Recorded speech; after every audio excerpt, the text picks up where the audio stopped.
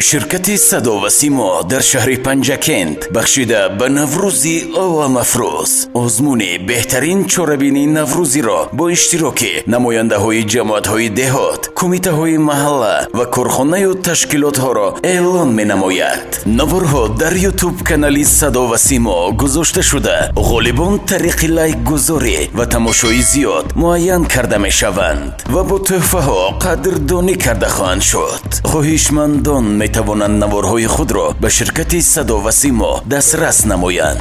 برای معلومات علاوگی به تلفن 92 611 40 49 مراجعت نمودن ممکن است. جنبستی آزمون سنه 9 می سال 2021.